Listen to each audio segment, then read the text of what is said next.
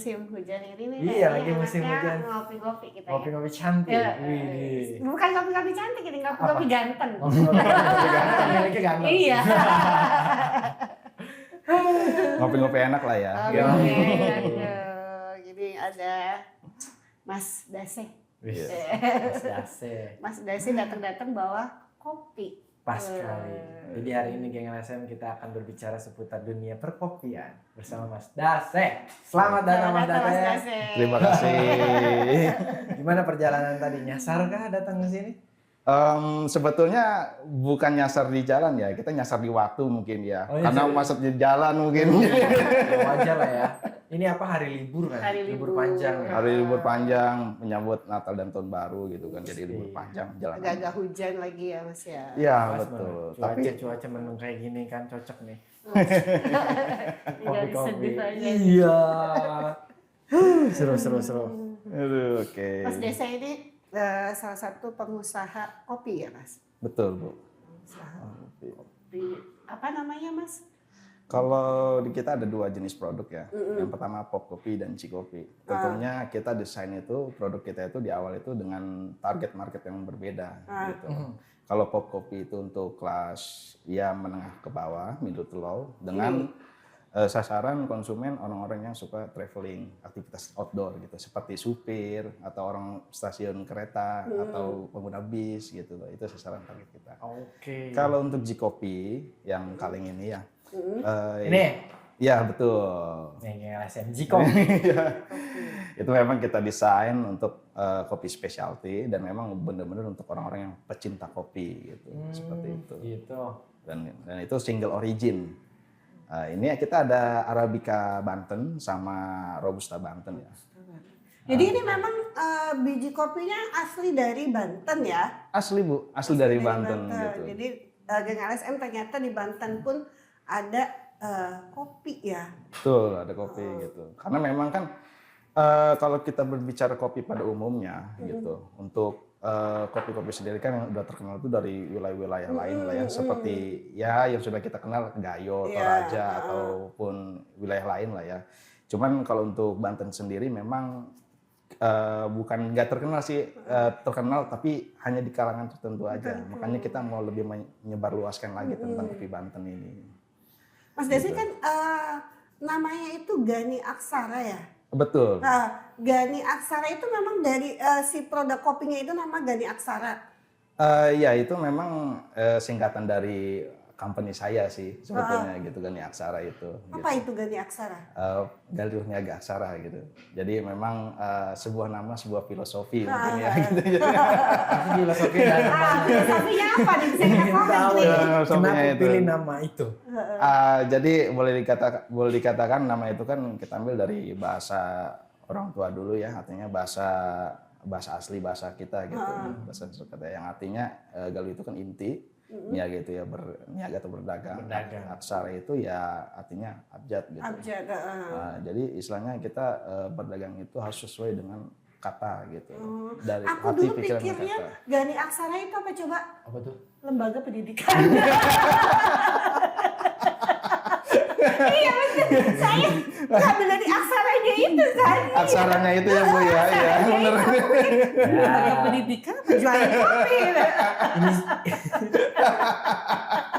Ya. Ini juga bisa jadi sarana pendidikan dan edukasi. Oh iya benar. Khususnya buat warga Banten. Kalau warga Banten ini harus tahu ternyata di kita juga banyak pusat bibit-bibit kopi ya. Betul. Kalau boleh tahu ngambil bibit kopinya di area Banten di mana aja? Kalau dari Banten sendiri kita ada di dua wilayah besar lah ya. Dari Gunung Karang dan Gunung Halimun. Gunung Karang Pandeglang. Pandeglang dan Ciomas. Ciomas masuknya Serang. Serang. Berarti gitu. Pandeglang dan Serang. Serang. Sama satu lagi di wilayah Gunung Halimun. Itu kan perbatasan antara Bogor, Ratu ya. Bogor dengan dengan Rangkas itu ya. Masuknya mana? Rangkas, Bogor. Masuknya masih Rangkas. Oh berarti Rangkas, Pandeglang, Serang. Iya, masih Banten Lebak. punya kopi. Cobain Geng LSM. Makanya kalau dikatakan kopi Banten punya kopi. Kopi guys. Pas banget tadi tagline-nya. Banten punya. Banten punya. Iya, jadi kalau untuk warga Banten sendiri harus tahu dan mengenal gitu. Iya. Jadi diri misalnya kita, kalau di kita juga ternyata ada loh kopinya gitu. Dan kalau diceritakan lagi terkait kopi yang ada di kita itu bukan kopi yang ditanam kemarin. Artinya boleh lihat sendiri di kebunnya nanti kalau misalkan nanti ada kesempatan untuk berkunjung ya. Pohon kopi yang kita punya, contoh untuk di Gunung Karang sendiri itu ya. Itu dia pohon kopinya itu bukan pohon kopi yang tinggi 1 meter atau 1,5 meter, bukan. Tapi memang pohon kopi yang udah tingginya itu sekitar 2 meter lebih rata-rata. Dan batangnya pun sudah besar-besar. Dari usia pun mungkin lebih tua gitu kan usianya daripada misalnya kebun kopi yang sekarang banyak ada gitu kan. Itu kan yang udah ditanam-tanam. Kalau itu mungkin mereka udah ada sejak zaman dulunya, entah berapa puluh tahun atau ratus tahun lah. Jadi memang termasuk salah satu pohon kopi tua juga yang ada di kita. Wah, Begitu. beruntung sekali ya di tanah kelahiran Banten ini memiliki pohon-pohon kopi yang Dan satu lagi uniknya Apa gitu. Biasanya kalau yang kita temuin kebun kopi itu kan ditanam di atas lahan tanah biasa gitu. Iya. Tapi kalau yang ada di kita di sini itu dia tumbuh di atas bebatuan. Tumbuhnya sebetulnya. Bebatuan. Wah, menarik tuh. Iya, makanya kan dibilang kopi, kalau orang Pandeglang bilang sebutnya kopi menhir ya. Oke. Menhir atau menir gitu kan misalnya. Itu tumbuh di atas bebatuan gitu. Jadi nyempelit gitu di batu-batu nyempelit. Betul, dan ciri khasnya kalau untuk kopi yang ada di Pandeglang ini dia biji kecil. Jadi berbeda bijinya gitu, biji kecil. Oke, tadi di awal kan ngebedain ternyata ada 2 jenis kopi dengan market yang berbeda. Ya kan tadi segmentasinya ada stasiun, Iya. ya kan? Betul. Kalau yang ini Ya, itu yang untuk kita desain karena kan dari kemasannya itu kan memang cup. Oke. Kita tinggal siap seduh aja Siap gitu. Lebih praktis ya. Lebih praktis, Lebih praktis. gitu. Jadi cocok buat teman-teman yang suka aktivitas di luar kayak ah, sedang naik kendaraan umum gitu ya, Oke. mau bis atau kereta ataupun ataupun kapal api atau pesawat gitu ya, kapal laut sorry maksudnya. Kepleset sedikit. Nyebut mereknya mana sebenarnya. Oh ya, nggak apa-apa. Kalau dulu kan mungkin kayak gitu. apa-apa. Atau mungkin teman-teman yang suka hobi rapat ataupun kegiatan di luar ini cocok banget. Gitu. Cocok banget. Ini jadi pengganti kopi saset lah ya, lebih praktis ya karena sudah ada gelasnya. Betul, Gitu. tinggal diseduh seduh aja. aja. Cara distribusi udah kerjasamanya di mana aja nih? Cara Kalau untuk pemasaran kita sendiri punya tim, Oke. tim sales dan marketing kita punya pribadi ada. Juga kita udah mulai masuk pitching dengan salah satu distributor ya. Oke. Distributor besar kayak contoh retail modern, kita juga lagi pitching ke arah sana dan Oke. doain aja mudah-mudahan Amin. proses amin. kerjasamanya Harus lancar. dong. harus. Jadi biar mudah. Mas ketemu. Dase kita sedikit menarik ke belakang nih. Apa nih yang membuat Mas Dase akhirnya memutuskan untuk aku mau usaha di bidang kopi? Sebenarnya ini kopi itu boleh dikatakan hal yang nggak sengaja ya. Nggak sengajanya itu Nggak jadi sengaja. iya nggak sengaja. Nggak sengaja loh, bisnisnya nggak sengaja. jadi cuan. Orang tuh kalau mau bisnis nyari cuan pikirin ini nggak sengaja. Menarik nih. Iya, jadi berawal mula kayak saya kan sebetulnya hobi saya itu kan touring. Touring, orang motor. Iya, betul. Motor gua. Touring, tapi bedanya kalau saya mungkin kalau dengan yang lain touring itu kalau yang lain touring itu ramean ya kan berkelompok gitu. Kalau saya touring sendiri. Sendirian touring ya? Iya. Dan kebanyakan daerah yang saya tuju itu selain daerah-daerah wisata, ada daerah-daerah yang menyimpan kebudayaan lah gitu. Atau Oh, istilahnya- tertarik dengan hal itu. Betul, Budaya. gitu. Karena memang istilahnya ya saya entah kenapa karena memang di kota itu udah hiruk pikuk gitu ya, jenuh kita, jadi pengen cari tempat yang agak sunyi sedikit lah Healing. gitu, healing lah gitu. Butuh ketenangan. Butuh ketenangan, betul. Brother gua butuh ketenangan. Butuh ketenangan ya. Bermula dari situ, jadi ya kayak tempat-tempat yang terpencil lah, kayak ya contoh kalau yang di Banten sih, alhamdulillah udah hampir semua sih ya, kayak contoh yang di Ujung Kulon ataupun yang di pedalaman wilayah Gunung Halimun, masyarakat adat ataupun yang lain-lain. Nah itu kita alhamdulillah udah pernah kita jelajahin semuanya ke sana gitu loh. Wah, mantap. Nah, Muncul ide. ya, Ya. Nah, pertama kali Mas menemukan si kopi ini di daerah mana ya akhirnya? Iya. jadi waktu saya waktu itu ke Gunung Halimun ya, ke masyarakat adat, tepatnya di adat Cipta Gelar ya, desa Cipta Gelar sana. Cipta Gelar waktu itu, yang sekarang sudah berpindah geser ke Gelar Alam. Jadi begitu saya setelah berkunjung ke sana, beberapa hari di sana, kurang lebih hampir 1 minggu, gitu saya pamit pulang. Nah, kita dikasih oleh-oleh. Nah, banyak sekali kita kasih oleh-oleh, mulai dari gula aren dan lain-lain. Nah, termasuk ada salah satu biji kopi ini gitu. Dan begitu sampai di rumah, biji kopi ini ya nggak langsung saya apa-apakan, karena memang belum kepikiran mau diapakan gitu kan.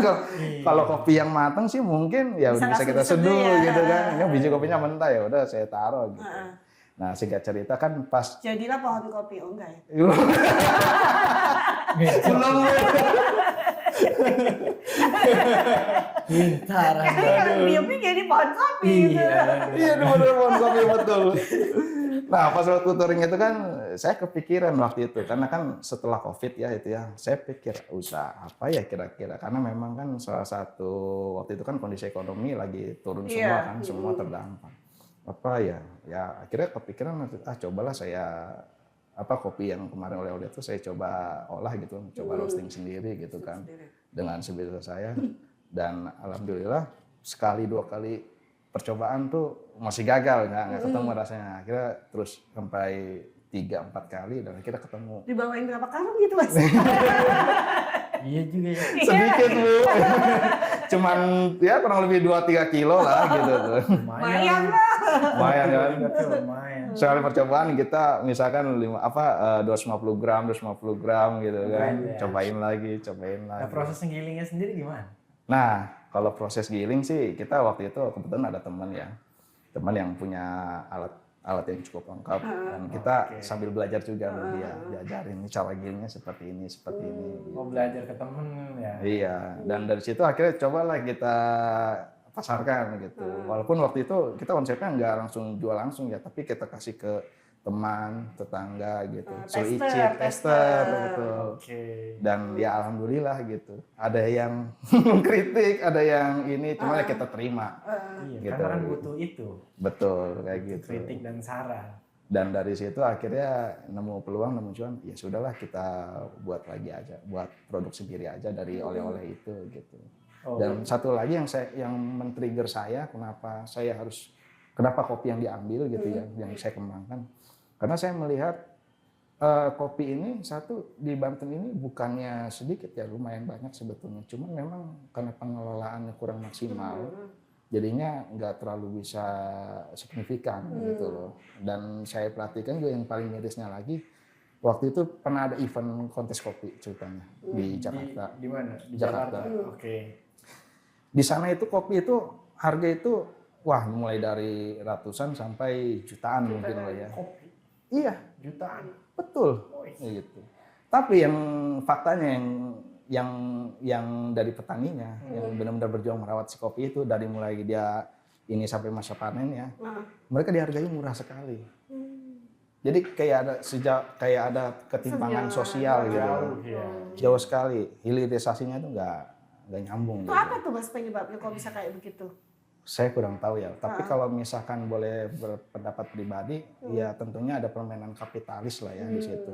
Yang menginginkan bahwa istilahnya, Indonesia kan kayak sumber daya alam ya kan. Mereka nggak mau, mereka kita ini bisa mengolah sendiri gitu. Makanya kan di blending sama produk mereka. Jadi kita kirim bahan mentah di label sama mereka, label mahal gitu kan, dijual pun dengan harga mahal. Tapi bayar ke kitanya tetap murah. Gitu. Makanya kalau untuk teman-teman yang pengen mulai bisnis agriculture khususnya gitu ya, pikirkan tentang brand sebetulnya dari awal. Kita belajar hilirisasi gitu. Artinya kita bangun merek gitu. Walaupun branding di awal itu berdarah-darah kalau menurut saya. Pastinya dong. Karena orang belum punya trust kan, belum kenal apa ini, produk apa. Mereka sudah kenal dengan produk-produk yang sudah familiar gitu kan. Gitu. Tapi kalau nggak kita mulai, kapan lagi? Iya, mulai aja dulu. Mulai aja dulu Ya. gitu.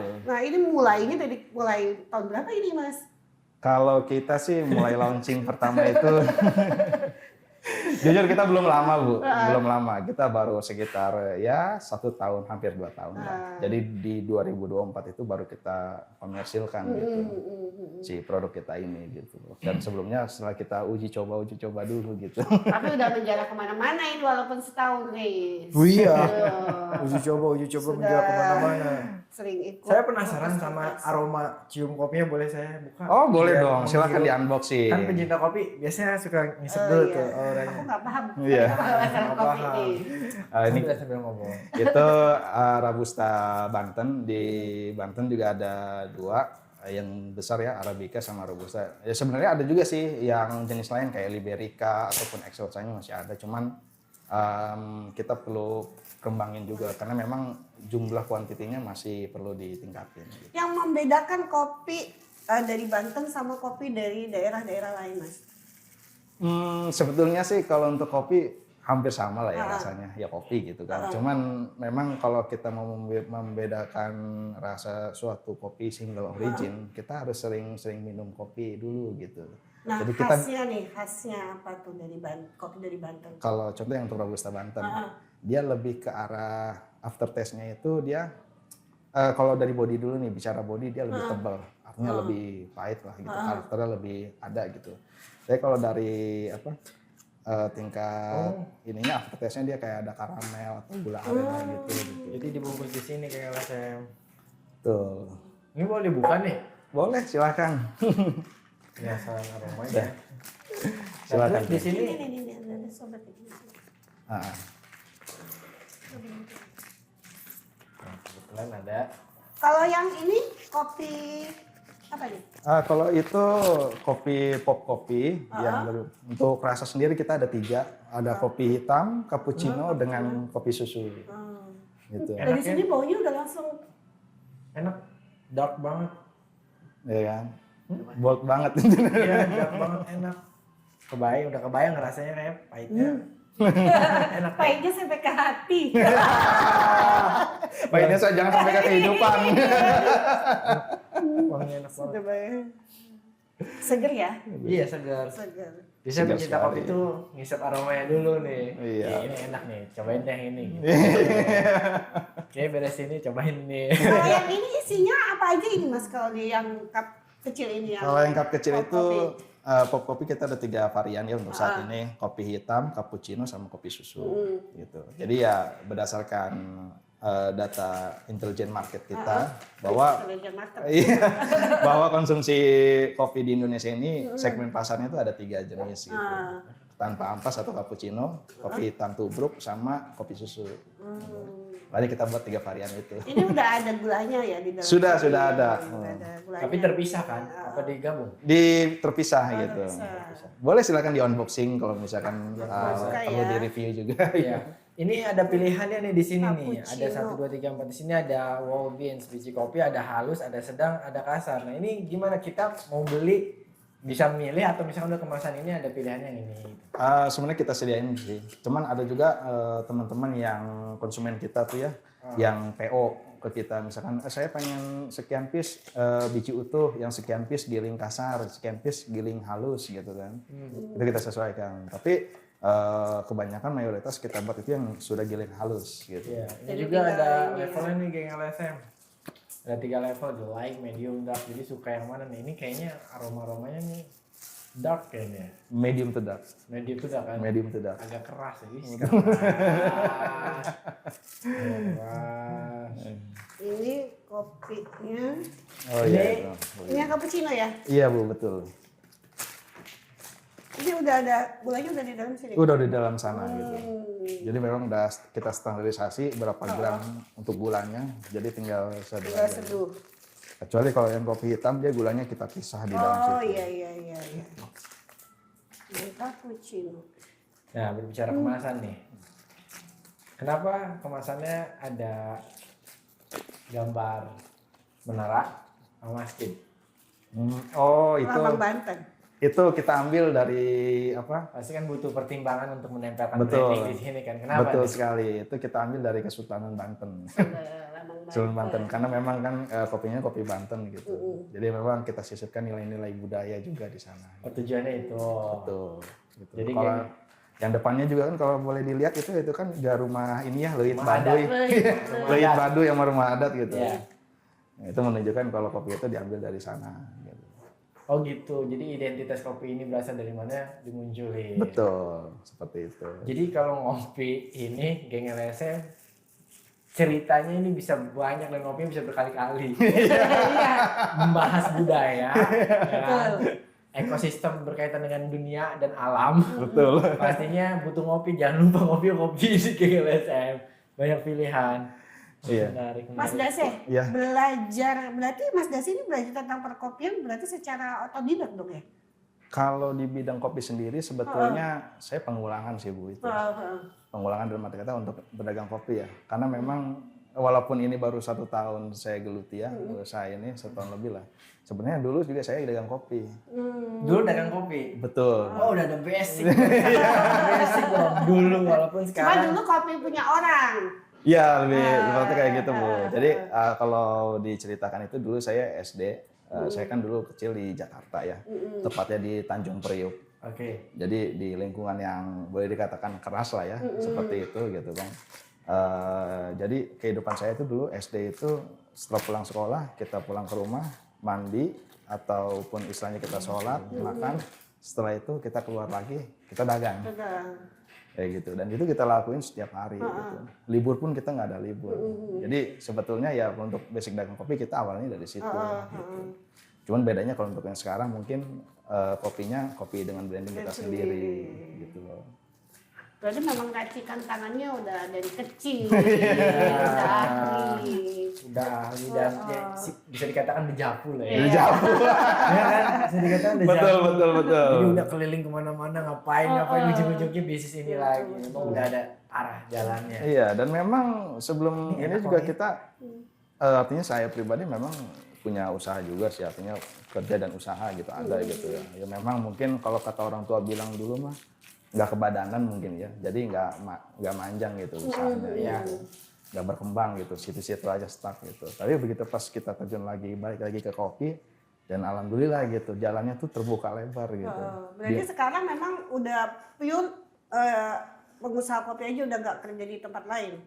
Apa masih kerja di tempat lain? Oh masih sih kita masih gitu. Cuman kan memang ini masih rintisan. Gitu. Cuman emang ya kita kan sebetulnya gini Bu. Dalam bisnis ini kan kita nggak cuma untuk diri kita sendiri. Saya melihat khususnya di Kota Serang ya, Banten atau Kota Serang gitu kan. Pengangguran ini kan makin ke tahun ini makin banyak sekali. Betul. Saya lihat, jadi waktu itu saya lihat di jalan itu siang, saya lihat ada anak-anak yang lagi nongkrong pinggir jalan gitu kan. Sambil ya gitaran atau ngerokok, ramean gitu kan. Ngobrol siang. Begitu malam saya lihat masih sama anak-anak kayak gitu. Jadi saya bilang anak-anak ini kegiatannya apa? Siang malam kok nongkrong terus gitu kan? Apa nggak ada istilahnya pikiran mau kerja atau apa gitu? Nah begitu saya ajak nongkrong, saya baur dengan mereka, saya tanya, ya sambil saya ajak ngopi juga gitu ya. Ternyata bukan mereka mau usaha, bukannya mereka nggak mau berusaha, bukan. Mereka tuh boleh dikatakan kalau saya lihat buktinya gitu ya, mereka tuh udah email berapa perusahaan, ngirim lamaran ke kemana-mana. Karena memang lapangan kerjanya tuh nggak ada. Susahnya minta ampun tuh. Nah dari situ akhirnya saya terpikir bagaimana istilahnya usaha saya ini bisa bermanfaat buat yang lainnya juga gitu. Jadi nggak cuma hanya untuk keuntungan saya pribadi gitu. Seenggaknya dari 19 juta nih saya nyumbang berapa lah gitu. 19 juta, nyumbangnya 18 juta buat beliau aja 10 juta udah cukup. Niatnya sih luar biasa. Iya. Udah mantep banget nih Mas. Ya kan ya seenggaknya kita kalau nggak bisa bantu yang banyak minimal bantu yang sedikit lah dari sekitar. Yang tadinya istilahnya ya kehidupannya nggak punya pekerjaan akhirnya jadi punya pekerjaan. Dari situ aja kita udah bisa seneng gitu kan.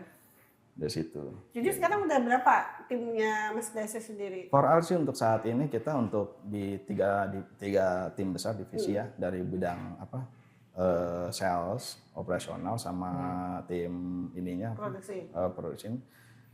Kita for Al sekarang sekitar 17-18. Lumayan lah tim. Office di mana? Untuk office kita di Kota Serang. Di Kota Serang. Di Kota Serang kita office gitu. Ya office kita masih kecil lah ya gitu. Nggak Karena memang apa-apa, berawal dari hal kecil kan lama-lama akan besar. karena malah awalnya kita kan dari rumah tadi seperti saya Oh, ceritakan. kan Dari udah rumah naik dulu. lagi tuh dari rumah punya Berproses. Berproses. Keren nih. Kita next level lah gitu. Iya, keren. Dan kita beranikan diri juga karena memang waktu itu kita validasi juga kan usaha kita dari ini ke PT karena waktu itu ceritanya kronologinya saya ikut pameran. Oke. Pameran di Trade Expo di TI di AISBSD yang diselenggarakan oleh Kementerian Perdagangan tiap tahun di bulan Oktober. Diundang apa gimana sebenarnya? Sebetulnya sih itu ada komunitas saya di sana. Oh. Ada komunitas saya dan kita ya kopdar lah gitu. Oke. Dan nggak sengaja kita ya tanpa sengaja gitu ya karena memang mungkin udah jalannya mungkin ya. Iya dong. Kita ketemu dengan salah satu buyer lah gitu boleh dikatakan ngobrol-ngobrol dan dia juga termasuk pengusaha kopi juga gitu. Dan akhirnya ya kita ngobrol-ngobrol terjadilah kontrak kerja waktu itu ceritanya. Jadi produk kita diekspor ke sana gitu loh. Nah cuman ini kendalanya setiap kesempatan itu pasti ada challenge, Oh iya. ada tantangan baru gitu kan. Waktu itu tantangan saya satu, usaha saya belum divalidasi, artinya belum berbadan usaha, Ya. masih bermodalkan siup pada awalnya Oh iya, masih awal. gitu kan. Jadi ya perlu ini lagi. Ternyata begitu saya koordinasi dengan teman-teman, termasuk saya koordinasi dengan lembaga terkait ya, kayak Bea Cukai, Disperindak dan lain-lain. Ternyata memang mewajibkan untuk sekarang ini peraturan tahun berapa ya? Dari 2020 kalau nggak salah. Jadi untuk diekspor itu nggak bisa pakai perorangan. Kita harus melalui badan usaha. Harus punya badan usaha. Cuma kan kendalanya di sini kita ya tadi kan masih kecil gitu. Apakah ini bisa gitu kan? Ternyata bisa. Dibantu oleh rekomendasi dari beberapa pihak terkait juga termasuk dari pemerintah, dari teman-teman juga yang ikut mendukung. Dan akhirnya alhamdulillah kita terlaksana lah ekspor kita. Gitu. Udah ekspor loh. Baru setahun tapi udah ekspor. Ekspor kemana Mas? Jadi waktu itu kita ke ini Bu, ke timur waktu itu. Karena memang enggak timur timur tengah. Timur waktu itu. Oh, Kan. timur ya. Jadi dari dia sebetulnya dia mau dijual lagi ke negara-negara negara lain intinya. Tapi yang beli dia. Jadi kita yang ekspor ke dia. Dan dari situ kita dibukain jalan tuh sama dia. Karena memang dia juga relasinya jam terbangnya udah tinggi Itu kan. pertama kali ekspor yang paling jauh di sana. Iya gitu. Dan dari situ kita dibukain jalan tuh sama dia. Nanti kata dia bilang kita ada kopdar lagi dengan yang dari Australia, Malaysia, Brunei, Filipina. Dan sekarang kita masih pitching dengan calon-calon Kebuka ya, jalurnya kebuka ya. jalurnya kebuka. Waktu ekspor ke sana itu berapa itu total pengiriman kopi itu? Kalau untuk yang waktu itu sih yang ini ya, yang kapan ini, Iya. itu sedikit sih waktu itu, nggak terlalu banyak. Cuman 1000 piece. Itu udah banyak loh. Lumayan lah. Lumayan lah. Iya, makanya kan kita waktu pas dicek berapa jumlah barangnya ternyata ini udah over dan itu harus melalui badan usaha. Makanya dari situ karena kuantitinya banyak gitu. Iya, mau nggak mau kan ya. Ya challenge ya. Challenge Sampai pasti itu. ada lagi stepnya ya. Udah Bismillah aja. Iya, Bismillah aja, Iya, Boy. udah jelas kan jalannya kebuka. Transit di sana, tapi di sana bukain jalan lagi. Meeting sama Australia lah. Iya betul. Alhamdulillah. Kalau sekarang nih Mas Dase, udah produksi kopinya udah berapa banyak? Kalau untuk saat ini kapasitas kita untuk per bulan itu di 60.000 cup. Untuk yang pop kopi lah ya, 60.000. 60.000 cup. 60.000 cup kapasitas produksi kita. Itu untuk walaupun misalnya pasar itu kan tiap bulan tuh naik turun ya. Kadang lebih, kadang kurang gitu. Tapi untuk kapasitas tempat kita sendiri untuk saat ini segitu. Tapi for next mungkin kalau misalkan pasar ini respon pasar terhadap produk pop kopi ini makin tinggi, kita harus ada PR lagi untuk memperluas tempat produksi kita gitu. PR itu bukan halangan, tapi rintangan yang harus ditabrak. Betul. Untuk menjemput rezeki. Iya, jadi kalau pesan almarhum dulu pernah almarhum boleh dikatakan ya orang tua lah ya. Jadi dia bilang kalau kita mau sukses jangan tunggu sempurna dulu. Oh iya betul. Kalau kita nunggu sempurna dulu baru mulai itu nggak akan terjadi. Jadi yang ada mulai dulu aja untuk jadi yang sempurna. Gitu. Mulai aja dulu. Mulai aja dulu gitu. Mahal kuotnya. Walaupun dulu kemasan kita wah masih acak-acakan, branding masih ya amburadul nggak jelas gitu kan. Tapi kan kita belajar, ya kan belajar dari yang sudah besar-besar gitu kan. Iya, belajar itu nggak mengenal batas usia, waktu gitu kan. Yang penting ada kemauan aja. Dan pernah satu momen di mana waktu itu ceritanya saya kan salah satu binaan dari BUMN juga ya. Oke. Oke, jadi waktu itu ceritanya mereka ada event besar tahunan dan itu eventnya itu senasional. Jadi dari beberapa juta UMKM yang ada di Indonesia ini itu dipilih, dikurasi sejumlah kurang lebih 1.000 UMKM untuk mengikuti event secara nasional gitu loh. Berarti kan itu dipilih yang terbaik dan terbaik gitu. Pastinya. Waktu itu posisinya satu saya baru merintis posisinya.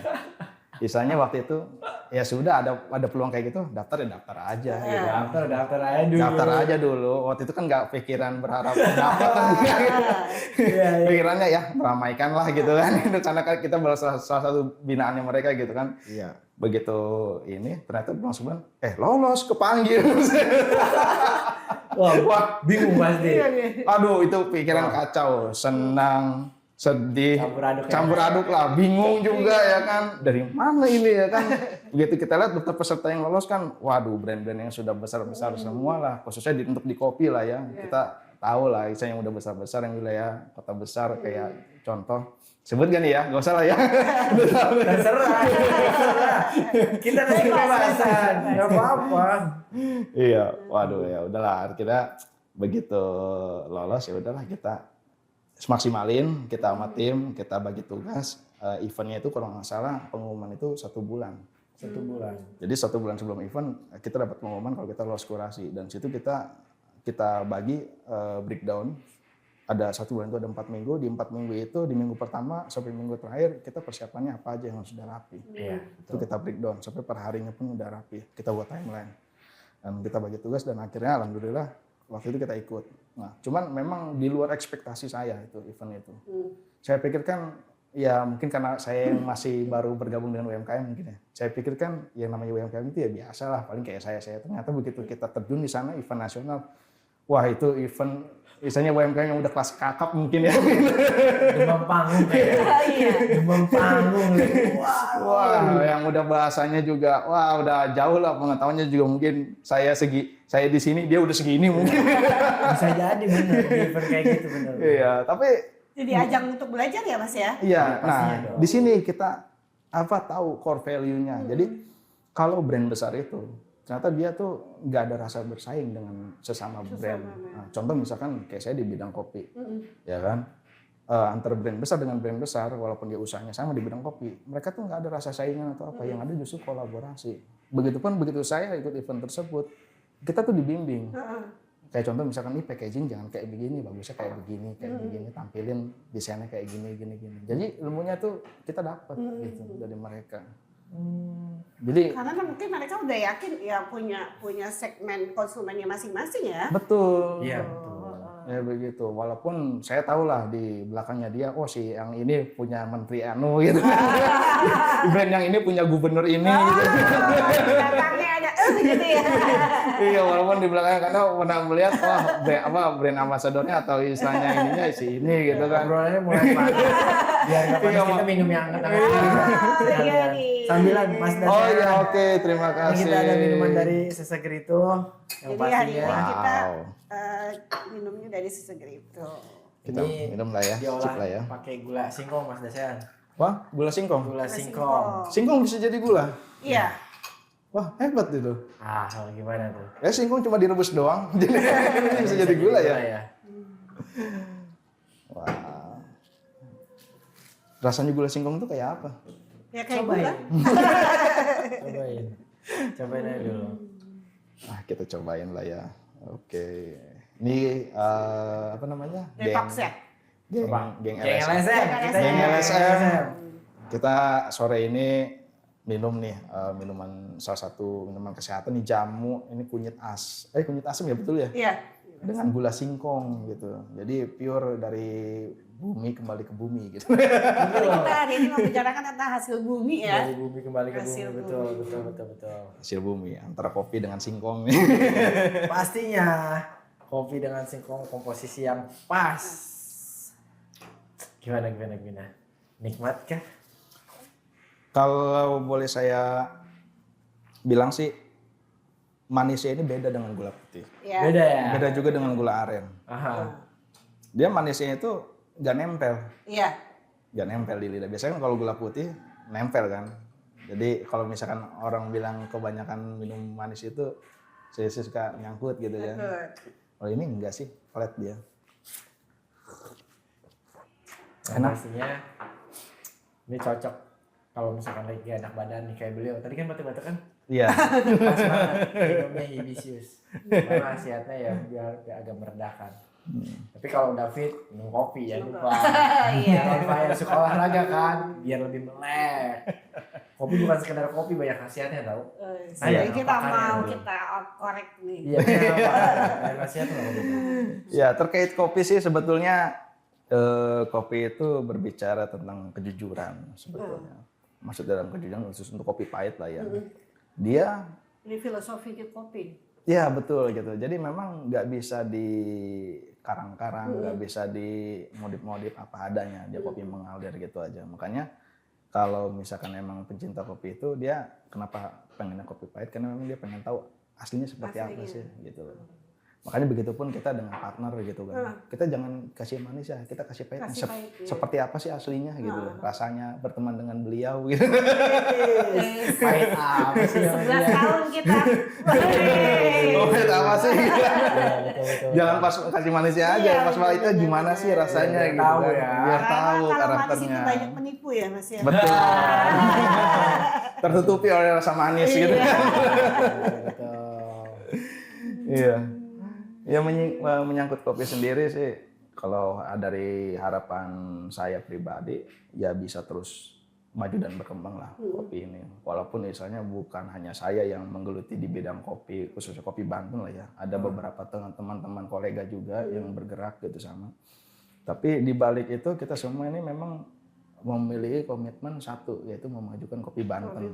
Nah, itu movementnya. Walaupun caranya berbeda-beda, entah mau dihilirisasi kayak saya jadikan produk yang seperti ini, ataupun produk yang seperti ini, atau produk saset, ataupun produk ready to drink yang lain, bebas. Yang penting gimana caranya kopi Banten itu tidak punah. Iya. Karena sayang sekali. Nah, kalau misalkan bicara tentang kopi, nggak cuman kopi doang sih sebetulnya. Apa tuh? Ada apa lagi? Selain kopi ada apa lagi tuh? Menarik nih sepertinya. Banyak sekali. Salah satunya ya kita kalau ingat ke masa lalu, Banten itu kan kenapa VOC ya misalnya. Dia datang jauh-jauh dari Eropa atau dari Belanda, dia datang jauh-jauh ke sini. Dia tuh bukan mau menjajah kita ataupun mau menyiksa kita dengan cara kerja paksa ataupun apa. Bukan, tapi satu. Cari kopi. Bukan. Cari rempah, Bu. Rempah-rempah. Hasil bumi. Hasil bumi dari Termasuk salah satu kopi. Iya. Kopi salah satunya itu. Selain kopi itu ada cengkeh, terus ya termasuk kayu manis dan lain-lain, pala gitu kan. Nah gini kita perkecil dari wilayah Banten sendiri. Dulu tuh VOC tuh sempat apa istilahnya menjadikan Sunda Kelapa itu pelabuhannya mereka. Iya. Nah, pertanyaannya kenapa Sunda Kelapa? Kenapa harus Sunda Kelapa? Kenapa nggak wilayah lain?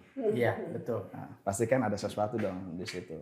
Biasanya kan kalau orang mendirikan suatu pelabuhan ataupun tempat transit itu kan dia pilih lokasi yang paling strategis.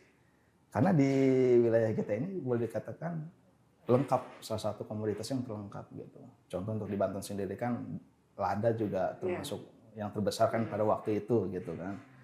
Makanya di wilayah Pandeglang kan ada namanya Teluk Lada gitu kan. Karena memang penghasil lada terbesar salah satunya gitu.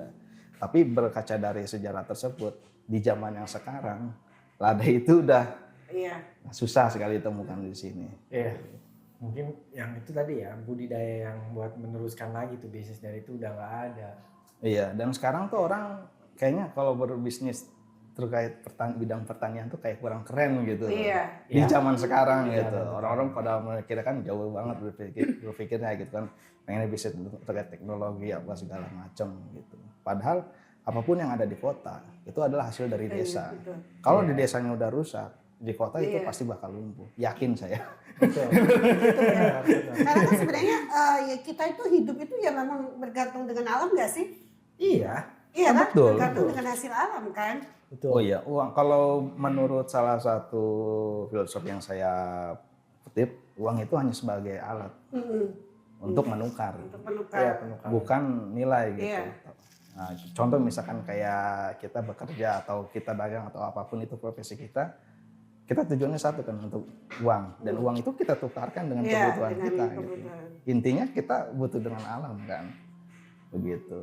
Iya. Nah makanya kenapa ya saya ambil pelajaran dari beberapa masyarakat yang hidup di desa, mereka sekalipun nggak punya uang tapi masih bisa bahagia Iya. hidupnya. Iya. Karena memang 100% mereka bergantung dengan alam. Semua kebutuhan mereka bisa cari dalam mereka. Betul gitu. Makanya kalau alamnya rusak, Nah. udah pasti itu kan. Pasti itu. Alam itu nggak pernah bohong gitu.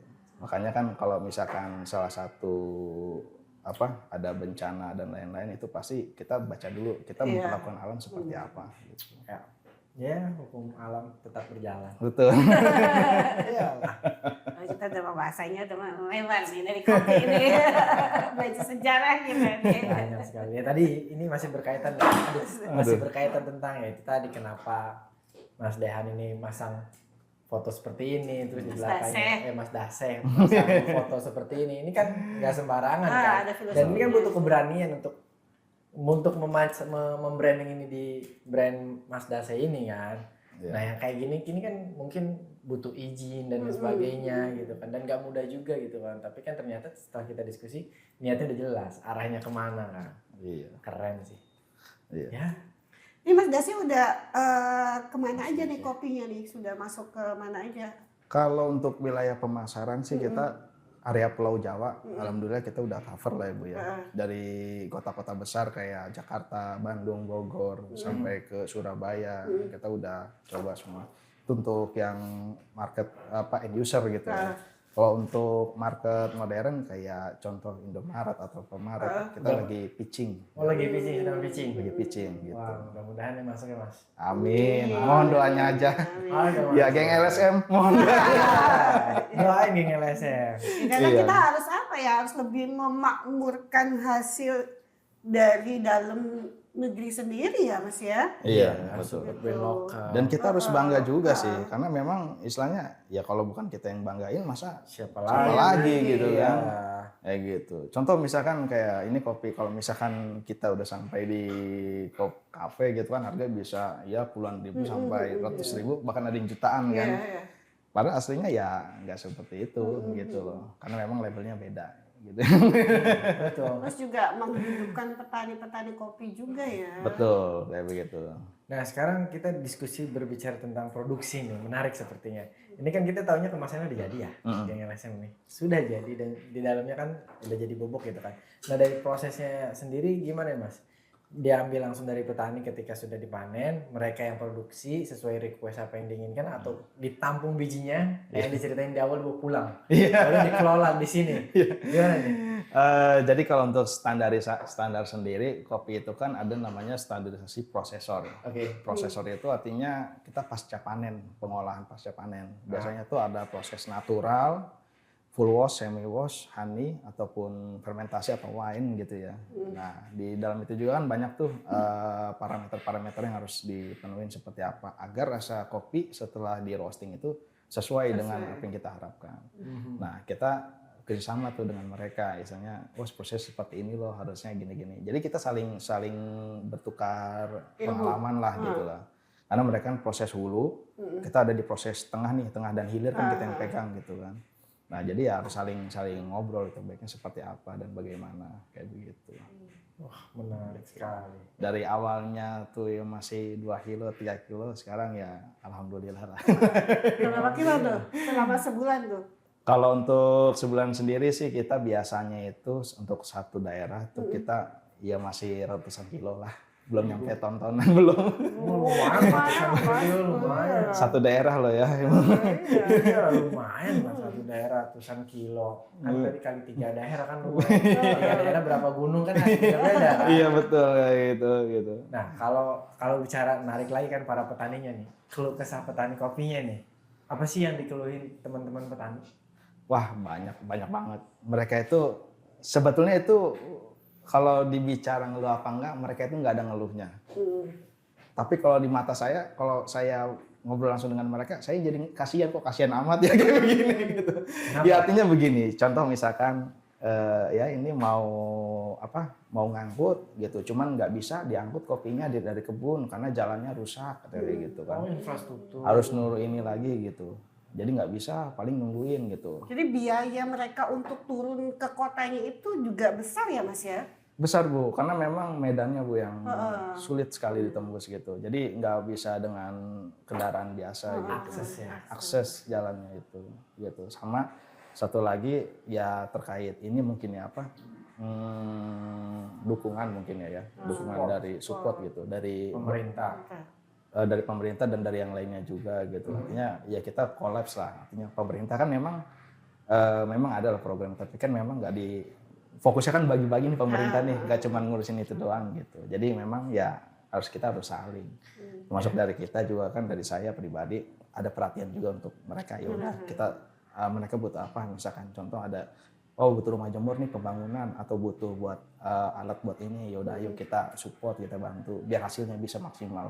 Karena kalau mereka bisa maksimal, kitanya itu bisa lancar. Hasilnya juga bagus ya. Iyalah. Gitu. Seperti itu. Tapi kalau Mas Dasi sendiri nih melihat kualitas kopi Banten sendiri nih untuk saat ini udah bagus apa masih kurang? Kalau nggak bagus gak bakal muncul nih. Gak bakal muncul nih. Aku tanya apa semakin dibaguskan lagi? Gitu. Mungkin kalau misalkan bagus itu mungkin relatif lah. Diganti dengan enak lah ya. Oh iya, enak. Kalau bagi saya pribadi sih kopi itu semuanya enak. Ada 2 sih, enak dan enak banget gitu. Enak dan enak banget gitu kan. Jadi nggak ada yang nggak enak. Karena semuanya punya ciri khas masing-masing gitu. Betul. Kayak kita temenan dengan yang ini, enak enggak ya kayak begitu, cocok apa enggak gitu kan. Ya terserah gitu kan. Emang karakter isanya kopinya kayak gini gitu kan. Kayak gitu. Seru. Tapi petaninya memang banyak ya Mas ya. Maksudnya masih bisa memenuhi kebutuhan lah. Alhamdulillah sih, kalau untuk kapasitas sih mereka sekarang udah mulai meningkat lah ya. Karena kan memang yang bergerak di bidang hilir kayak saya begini kan udah banyak juga nih, artinya udah berkembang gitu kan. Jadi mereka juga permintaan udah lebih banyak lagi dan itu kita juga seneng gitu.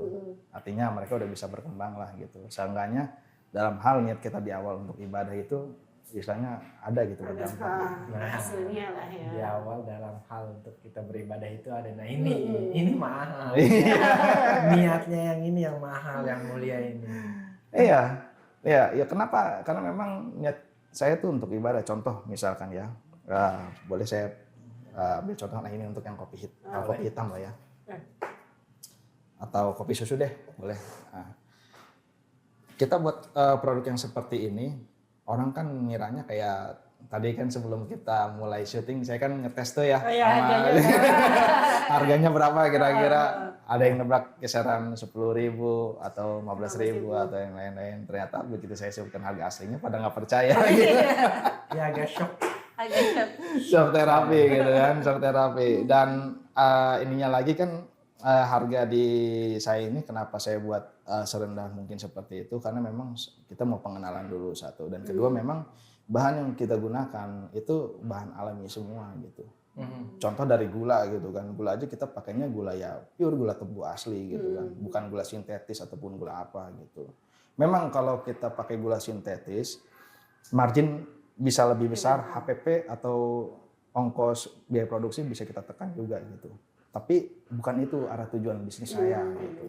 Balik lagi arah tujuannya. Karena walaupun kita cuan besar, tapi ya kita kan semuanya kan dari di alam dunia nih, kan bakal pulang. Yang ditanya nanti kan bukan berapa hartanya, tapi dapat dari mana hartanya gitu.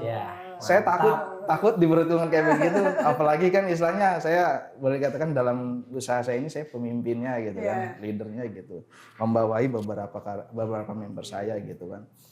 Sebelum member saya itu istilahnya atau anggota saya itu karyawan saya itu tim saya dihitung dihisap nanti istilahnya saya sebelum mereka selesai saya kan nggak dihisap dulu gitu kan, takutnya saya dihisapnya lama gitu.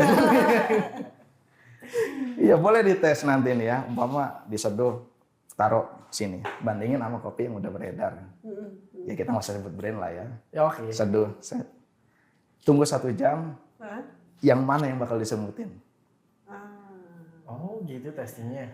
Iya, semut kan nggak akan bohong. Dia tahu mana gula asli mana bukan.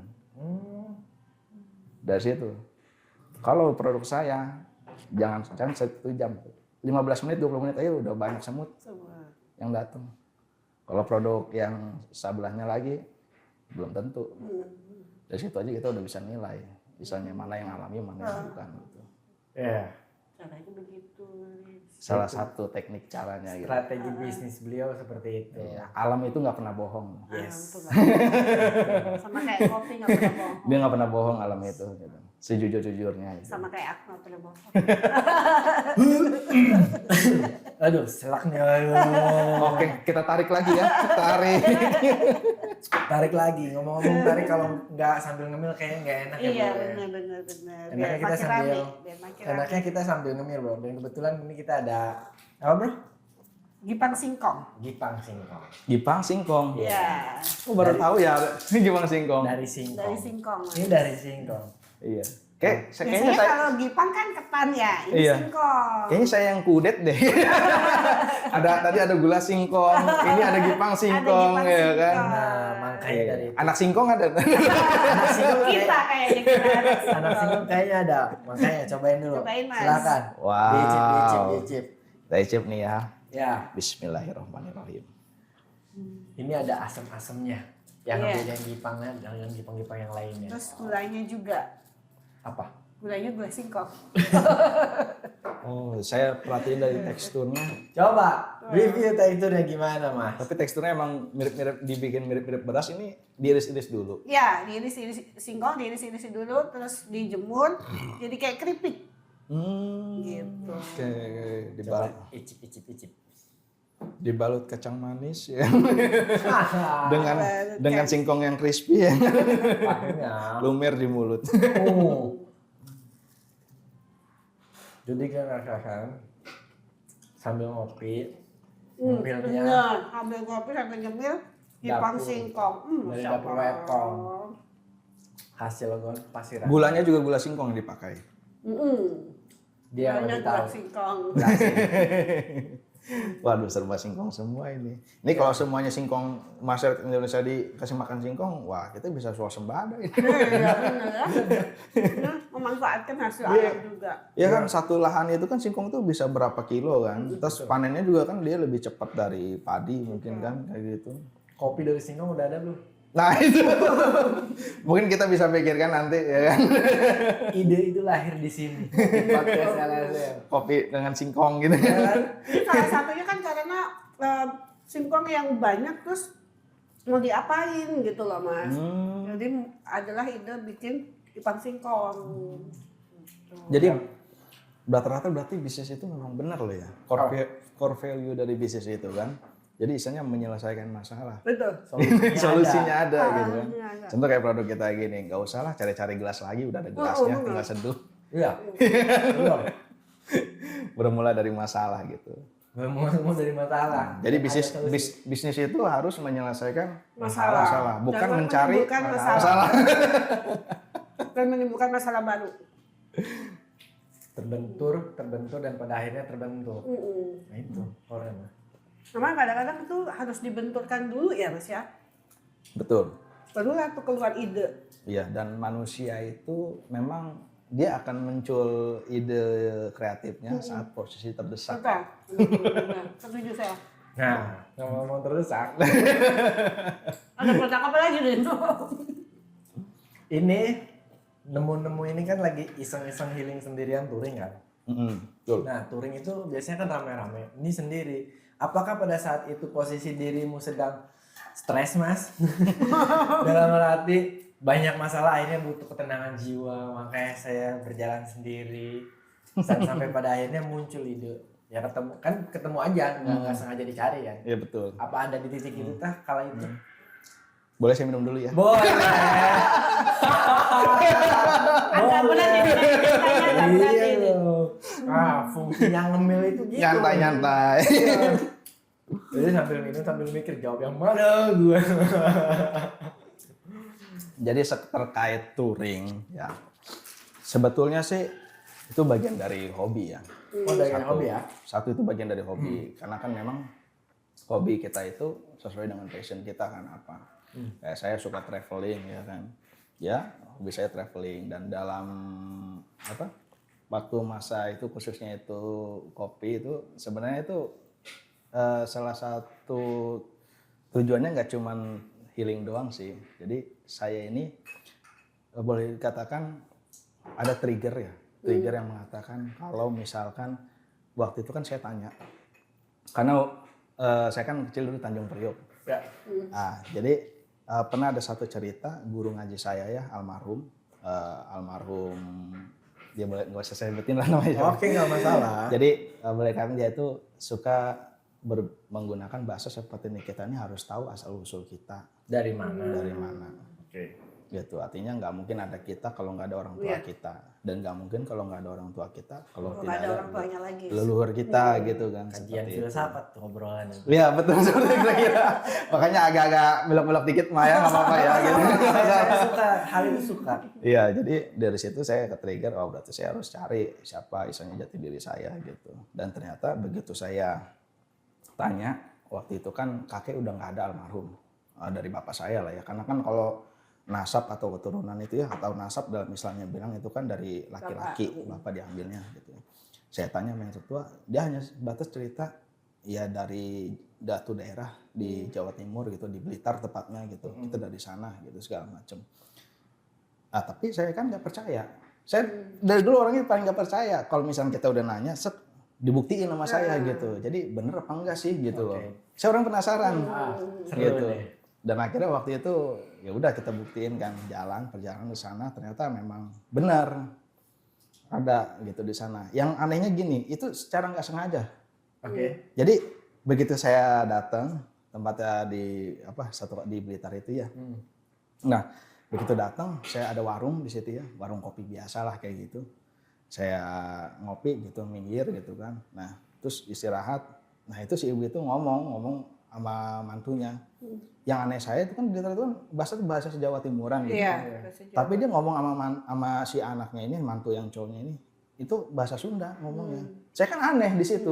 Kok bisa sih ada orang Sunda di sini gitu kan gitu. Bertanya-tanya ya. Bertanya-tanya. Nah, dan kebetulan singkat cerita waktu itu saya tanya terus, dan kebetulan ya mungkin entah batin atau istilahnya memang jalannya udah dibukain sama Allah gitu loh ya. Dan ternyata memang benar ceritanya itu. Jadi ya masih keluarga di situnya lah. Jadi memang dulu tuh mereka tuh perantau sebetulnya. Satu kampung itu tuh. Perantau. Jadi perantau dari sini. Perantau ke sana. Gitu. Singkat cerita akhirnya sambung ternyata memang masih ada kaitan gitu. Masih ada kaitan lah, masih satu garis lah kayak gitu. Dan akhirnya waktu itu jadi di situ saya tarik kesimpulan berarti asli saya bukan dari sana. Gitu kan. Kalau misalkan memang seperti itu, asli saya bukan dari sana. Digali lagi lah sama saya, gali lagi. Ya akhirnya gali lagi, kita mentok lah ada di salah satu kesultanan ya, Kesultanan Banten, tepatnya di Sultan Banten yang keempat. Nah dari situ juga boleh dikatakan kakek saya yang nomor kesekian gitu. Ada di sana. Begitu. Sampai akhirnya kita susul lagi, ternyata dia juga di sana itu ternyata bukan anak cucu turunan dari kesultanan gitu, tapi ternyata waktu itu mantu.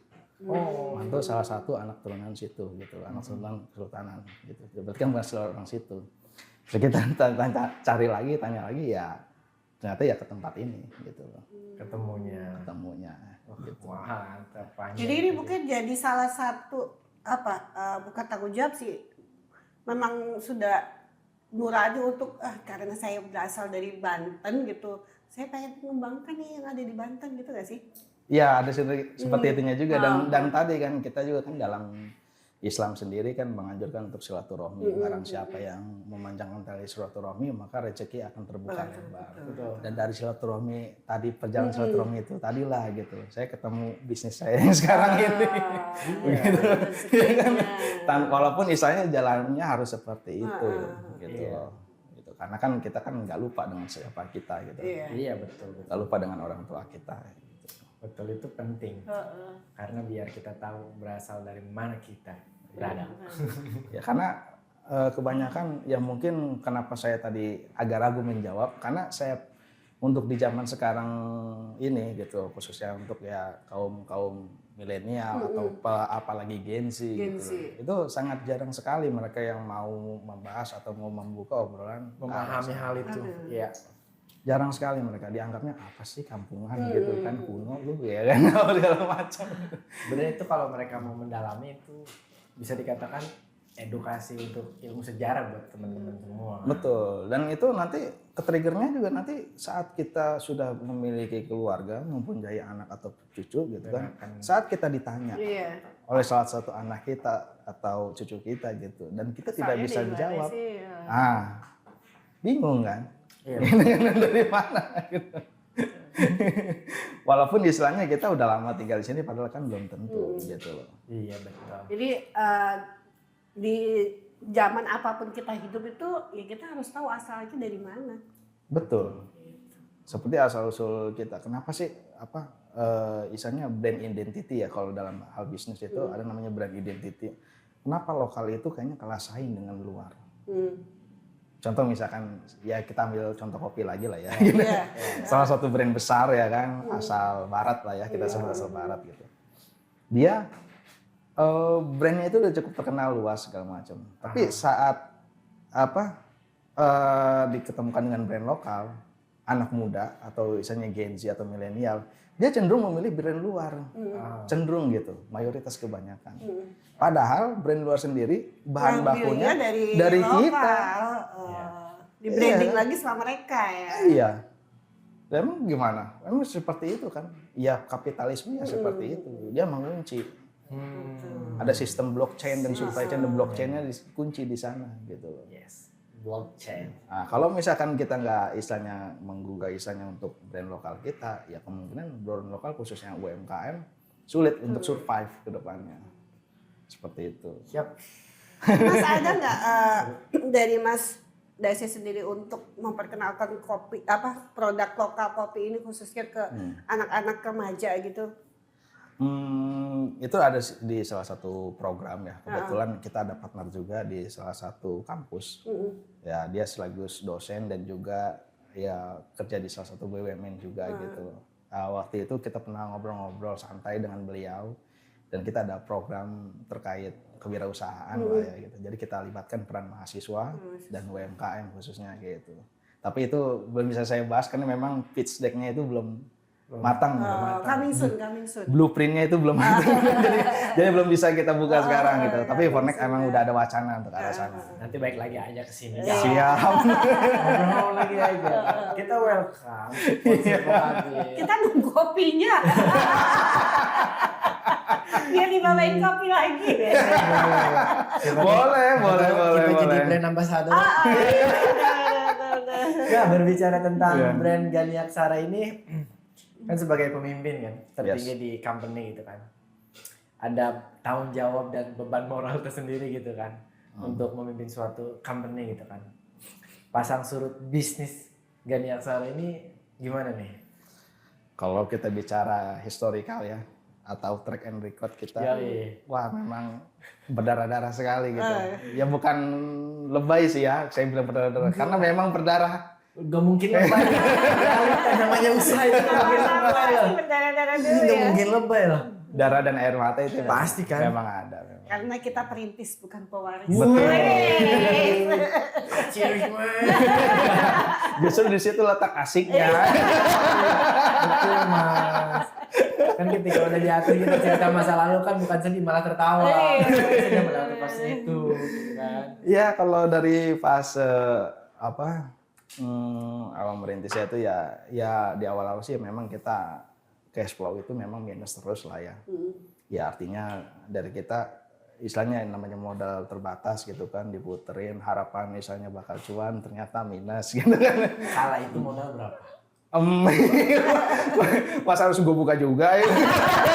Gak apa-apa sih, Mas Cok kan sendiri Iya. di Banten kan. Iya. Mas Dase aja misalkan modal 10 miliar bisa, Mas Dase 100 juta nggak bisa kan gitu kan. 10 miliar anak siapa gue? Ya udahlah. Ya kita ambil aja lah modal 3 kilo green bean tadi lah. Gitu. Oke. Ya modal green bean tadi itu ya. Ya itu kita ditambah dengan beberapa uang pribadi saya gitu kan, uang saku. Ya untuk membeli kebutuhan untuk usaha gitu kan, kayak contoh facility, termasuk alat branding, kayak stiker dan lain-lain, packaging. Termasuk kita untuk digital marketingnya gitu kan, untuk ininya termasuk ngegaji karyawan di awal gitu loh, sepada lah kayak gitu. Tapi di situ kan saya, ya itu tadi kalau niat ibadah kita jangan hitung-hitungan. Niatnya lagi balik-balik niat ibadah. Kata Allah kan kalau niat ibadah hitung-hitungan nanti hasilnya juga bakal hitung-hitungan, tapi niat ibadah jangan hitung-hitungan. Dan di situ saya juga jujur nggak menghitung, maksudnya dalam arti kata berapa uang pribadi saya yang udah saya korbankan untuk usaha ini, saya jujur udah nggak inget. Asli udah nggak inget berapa. Ada di catatannya ada, cuman artinya waktu itu kan kita ya namanya kita baru mulai usaha kan kita juga kan belum tahu namanya literasi keuangan. Oh iya. Kayak finance kita juga seperti apa. Iya, kayak misalkan revenue kita, terus COGS kita, APP, sampai itu masuknya net profit margin kita berapa, margin kotor, margin bersih gitu. Kita belum belajar seperti itu dulu gitu, tapi kan bertahap gitu. Dan kalau dikatakan modal ya tadilah modal awal 3 kilo gini itu kan oleh-oleh gitu kan. Ya 10 miliar. Ya. Amin ya Allah ya. Sampai istilahnya ya revenue-nya terus sampai ya ke ratusan ribu, nembus angka jutaan, sampai ya jutanya itu sampai 1 digit.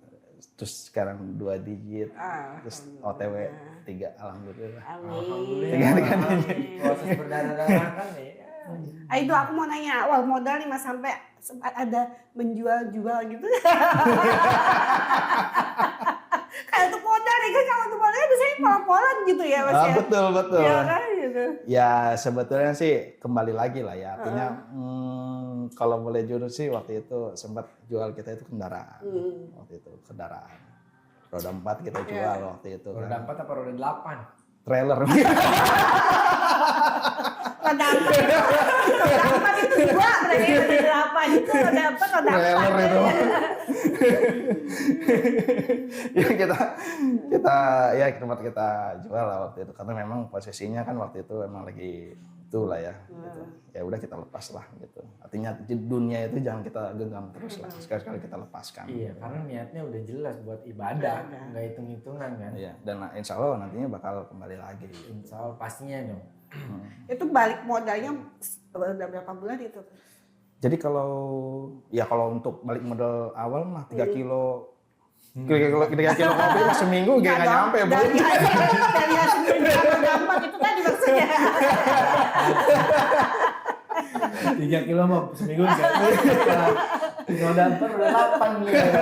Itu yang bikin. Jadi kan pitch deck itu kan kita bagi-bagi kan. Misalkan contoh kita untuk di periode sekian modal awal kita atau kita di awal sekian. Kita kan udah prediksi itu omset kita berapa, margin kotor kita berapa.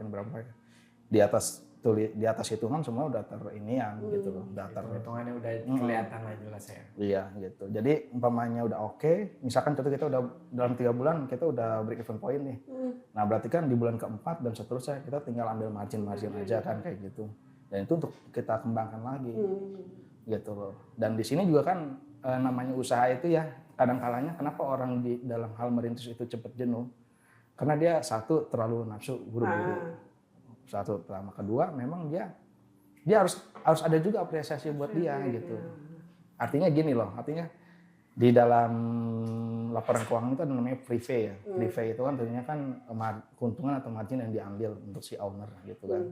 Dan kita harus ada Jadi misalnya saya sebagai kepala usaha ini harus digaji juga dari usaha entah berapa gitu. Jadi artinya untuk apresiasi buat diri kita sendiri. Reward untuk diri sendiri. Dan tapi jangan semuanya diambil, ada juga untuk dikembangkan juga gitu kan. Bedanya kan kadang misalnya ya mohon maaf gitu ya. Bagi teman-teman yang lain kan misalnya ya untung hari ini ya udah potong berapa gitu kan, besok jualan lagi gitu. Dihabiskan buat hari ini. Itu baik lagi sama strategi personal. Iya, betul. Personal itu. Iya, emang harus ada kayak gitu. Aku mau nanya nih Mas Dase nih, strategi marketing Mas Dase nih untuk membedakan produk Mas Dase dengan produk-produk kopi yang lain gitu. Kita kembali lagi kalau misalkan untuk strategi marketing itu kan kembali lagi sama desain produk ya. Nah, Produk kita ini buat siapa sih sebetulnya? target marketingnya ya. Ya target marketnya. Contoh kan dari 200 juta jiwa penduduk Indonesia ini, itu kan di angka 79 sampai 81% kalau nggak salah berdasarkan data, semua peminum kopi. Nah dari 80% ini, itu ada di mana sih padat penduduknya? Contoh misalkan sebagian besar kan ada di wilayah Pulau Jawa. Nah di wilayah Pulau Jawa kita bagi lagi di bagian kota mana yang paling banyak penduduknya. Disitulah kita jadikan target awal pertama.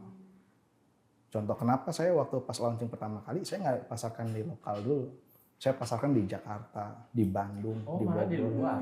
Iya, karena saya mau nguji marketnya dulu, responnya gimana. Gitu, karena kan memang peminum kopi banyak di sana gitu. Saya pengen tahu dulu nih, walaupun istilahnya di situ ada resiko juga ya. Umpama barang kita nggak laku, pasti kan kita harus ada biaya pengembalian juga ke sini. Tapi alhamdulillah sedikit, dan akhirnya kita tahu oh ternyata respon pasarnya sekian. Gitu. Untuk Pulau Jawa sendiri kan itu ada 3 wilayah besar ya. Jakarta, Bandung, sama Surabaya. Angka pertama itu ada di Jakarta, sekitar sekian persen lah ya. Kalau misalkan bicara detail angka sih sebenarnya ada sih di ini saya gitu. Iya, di blueprint saya ada gitu. Tapi kita mulai dari sana gitu. Terus kita spesifikkan lagi. Kayak misalkan contoh produk saya yang menggunakan transportasi itu ada di mana aja sih gitu. Trafficnya berapa sih per hari gitu kan. Berapa orang yang lewat situ. Terus kira-kira cocok nggak sih kita buka di sana gitu. Jadi memang harus di tracking dulu gitu ya Mas ya? Iya betul. Kalau misalkan boleh dikatakan itu intelligent market kita. Kalau dalam hal bisnis gitu, dalam hal apapun. Kalau nggak ada intelijen, lu mau jualinnya gimana? Iya. Atau analisa pasar lah. Iya. Biasanya kan banyak kan itu punya produk tapi nggak tahu nih harus dipasar kemana gitu kan. Nah itu masalahnya gitu. Misalnya kita kan jangan cuman hanya bisa membuat tapi nggak tahu ini gimana gitu. Jangan-jangan produk tersebut yang kita buat ya konsumsinya cuma buat kita doang karena kita senang kayak gitu. Kita cari kan misalnya buat produk itu yang memang satu dikonsumsi orang banyak dan kita punya unique selling di sana gitu. Jadi kita ibarat kata di tengah-tengah pasar kita munculkan inovasi, kita meledak di sana gitu. Dan itu lebih jitu sebetulnya strateginya daripada kita membuat produk yang pasarnya belum tentu ada gitu. Dan ikut-ikutan ya. Tren. Makanya bisnis yang viral ya kan itu akan cepat turun dan dia nggak sustain. Iya, pasti itu. Karena apa? Dia hanya mengikuti zaman gitu kan. Tidak. Nah, berbicara sustain. Dari awal mula berbuka bisnis kopi ini sampai saat ini pernah mengalami kerugian nggak sih atau tertipu gitu? Wah, sering Pak. Sering Om. Ada ngomongnya dari hati. Wah, sering Om. Kita yang namanya pebisnis itu kalau belum ditipu, belum dibikin rugi, belum dibikin bangkrut, nggak akan maju. Nggak akan pinter. Nggak akan maju, nggak akan pinter. Jadi hal yang lumrah ya ketemu hal seperti itu. Itu pasti itu. Dan itu nggak bisa kita hindarin. Tapi kita bisa minimalisir. Karena kita udah minimalisir sendiri juga kan tetap aja kalau memang wayangnya takdirnya harus seperti itu. Nah itu mungkin ujian kesabarannya di situ ya. Ujian keikhlasan. Betul. Mungkin kata Allah, lu niat ibadah yang ikhlas gitu kan. Walaupun nih saya ya kalau mau ngambil contohnya lagi, contoh misalkan dengan partner, udah kita percaya gitu kan.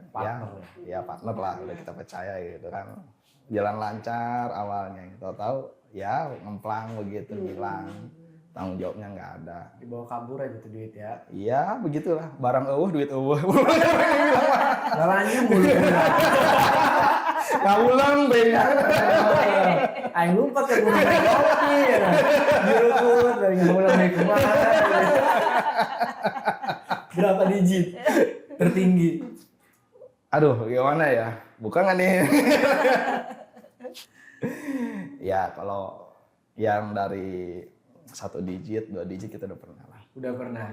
Mencoba ikhlas kan nggak mudah. Iya betul lah, namanya merelakan itu paling nggak bisa. Prosesnya gimana biar sampai mungkin cara Tuhan. Yang di belakang saya sih yang lebih berperan. Artinya keluarga, anak istri saya, anak istri, termasuk ya teman-teman. Gimana cara isanya, ya boleh dikatakan menyemangati saya lah. Gimana? Support system. Treatmentnya gimana tuh keluarga tuh? Kan Ya, kalau Pak. istri udah tahu, pasti motoran lagi nih biarin aja. Kalau di telepon malah risih kan? Iya, betul, Iya kan? betul. Motoran pasti. Gimana tuh? Kan tau lah. Oke, tenang nih, dapat relaksasi dari keluarga. Iya. Treatmentnya gimana? Apa keluarga dirimu? Ya macam-macam sih caranya gitu. Cuman ya mereka udah percaya mungkin ya sama saya. Kalau saya lagi boleh katakan down lah kayak gitu mentalnya. Mereka tuh pertama tuh pasti ngasih saya ruang waktu lah. Ngasih saya tempat, ngasih saya waktu, nggak bakal diganggu saya gitu. Oh, tidak mengganggu. Kalau saya udah mau bicara, baru mereka itu. Udah Gitu. gini-gini. Pasti kayak Kan gitu. gitu, lelaki tidak berbicara. Betul. Lelaki tidak bercerita ya. Ngabur. Oh iya salah gue nanya. Aduh, gue mau bahas ini malah ini. Pertanyaan gue buat ini. Betul, emang bener ya begitu. Oh, Gitu. ternyata- Tapi ya dengan sendirinya kita menemukan cara lah gitu. Jadi kalau saya udah ini ya berarti insya Allah udah ketemu. Yang tadinya buntu, nggak ada jalan, kita udah ketemu cara lain. Oke, itu kan titik down ya. Titik up-nya, on fire-nya nih. Iya. Di tahun berapa nih? Mau minum dulu. Tarik dulu lah. Tarik dulu biar gak tegang lah. Ya. Tarik dulu ya. Pertanyaan dia ini itu hampir-hampir menusuk ya. Makanya butuh relaksasi untuk minum buat mikir. Makin tinggi pertanyaan ini. Kalau kata Bang Hotman bilang ngeri sedap nih. Iya dong. Aduh. Kalau kurang masih bisa pesen, tenang aja. Yang tertingginya lah ya. Yoi. Ya boleh kan yang tertinggi itu yang termanis lah ya. Momentum yang termanis, entah itu dari segi apa ya, maksudnya keuntungan atau misalkan Pencapaian. pencapaian dari gue bisa sampai di event ini atau gimana ya. Iya. Nah, yang pencapaian yang paling tersweetnya itu ya boleh dikatakan ya tadi yang pas kita ketemu dengan buyer luar negeri itu. Oh, yang ke timur-timur itu. Iya, timur-timur. Perantaranya di situ. Nah, tapi di situ kita ngebuka jalan. Dari situ kita Iya, buka akses kan. Terus dari situ juga ditambah lagi kayak gayung bersambut ya. Kita ketemu juga diperkenalkan dengan boleh dikatakan pemerintah level atas lah gitu kan.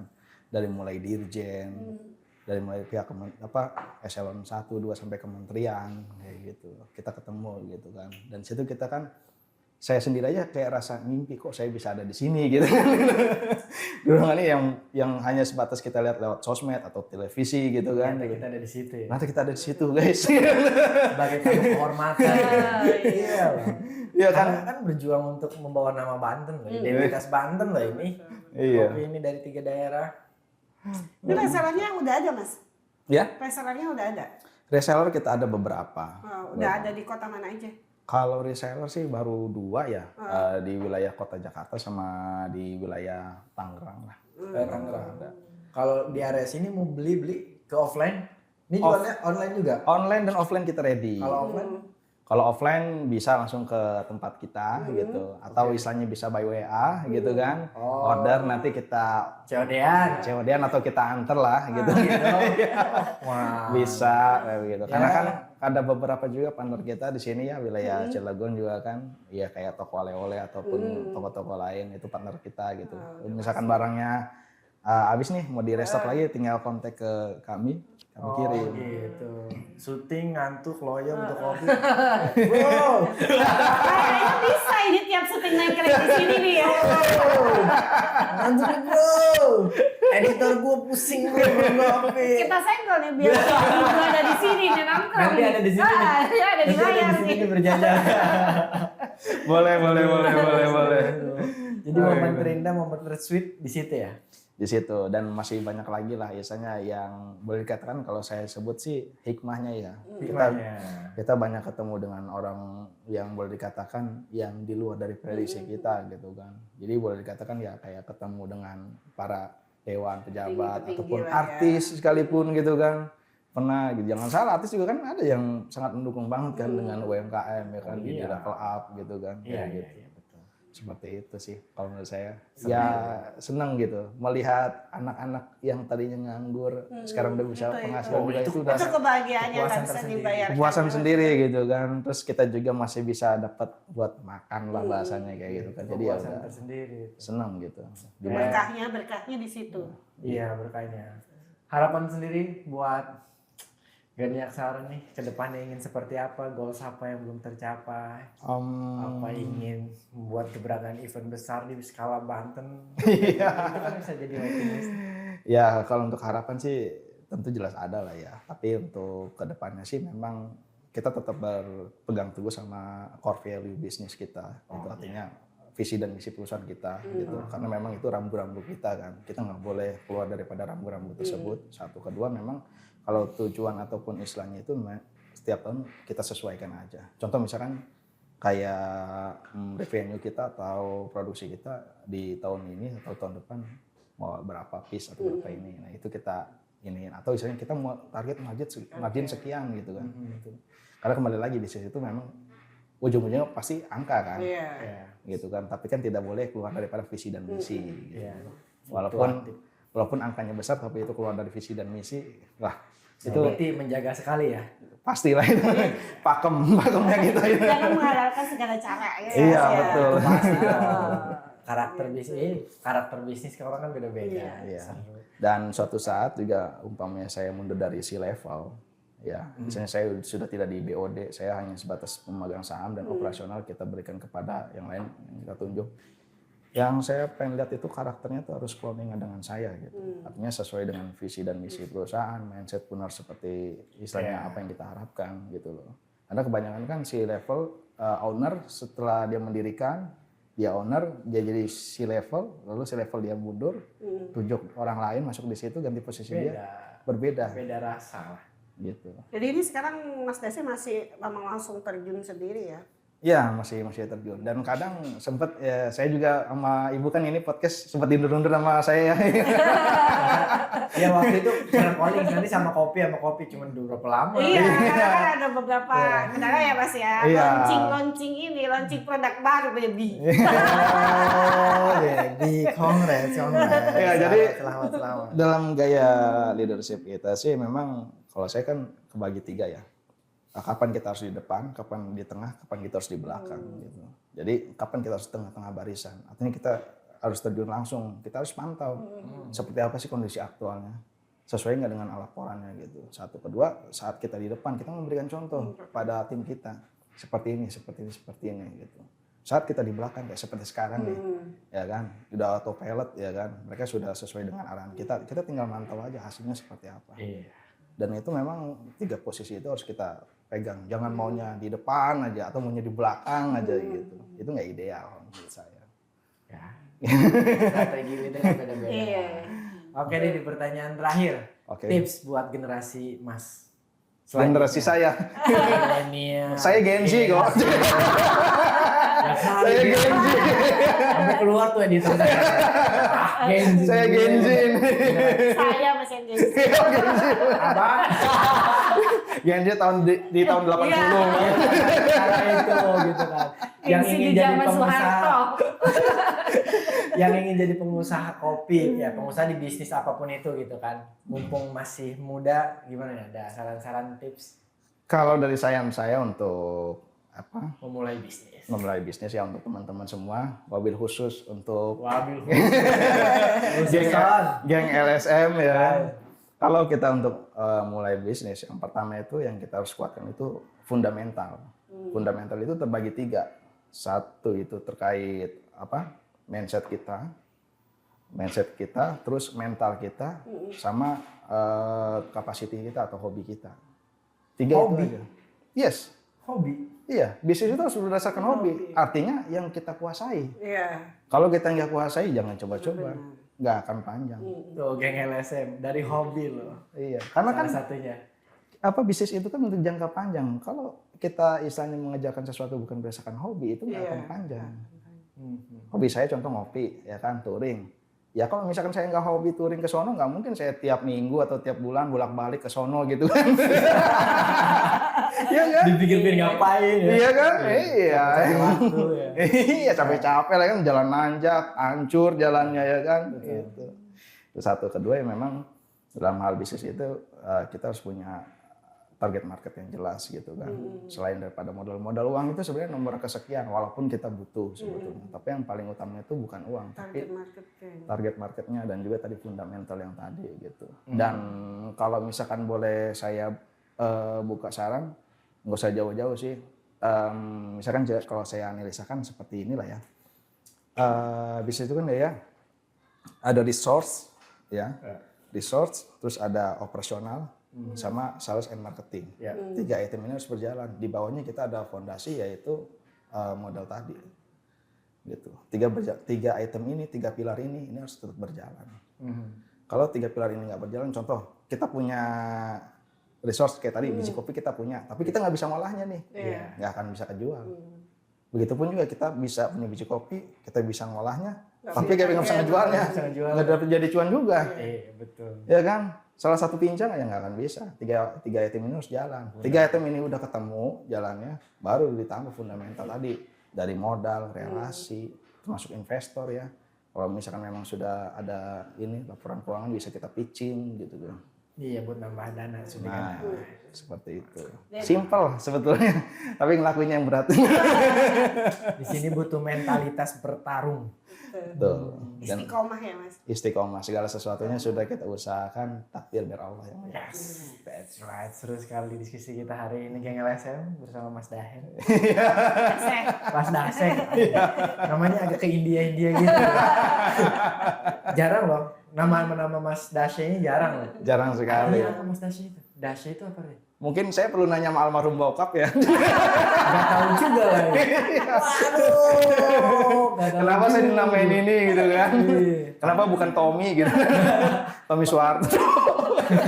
Apa kamu nih? Apa jangan-jangan istrinya Mas Desa ini anaknya petani kopi aja? Bisa jadi. Ketemu waktu dia lagi traveling nyari kopi. Aduh. Terima kasih Mas Desa udah main ke studio kami, udah berbagi Ilmu lah. ilmu dan berbagi kopi ya. Berbagi kopi. Pasti berbagi edukasi buat teman-teman semua yang pecinta kopi. Dan ya semoga sukses usahanya Mas. Amin ya. Sehat selalu. Dan pastinya keluarga tercinta di rumah selalu mendukung apa yang dilakukan Mas Dasek. Amin. Ya dari saya juga istilahnya ya boleh dikatakan masih sedikit pengalaman lah, masih perlu banyak belajar juga. Saya juga masih menyadari banyak sekali kekurangan yang ada di dalam diri kita, khususnya di bisnis saya ini gitu. Sama kita juga masih Dan kita menyempurnakan ini. Terus belajar terus. Jadi jangan menganggap saingan terhadap sesama UMKM. Apalagi kalau misalkan ini kita harus saling rangkul. justru yang ada kita saling kolaborasi. Iya, nih kayak ini udah kolaborasi, ini kolaborasi. Ini bener lagi.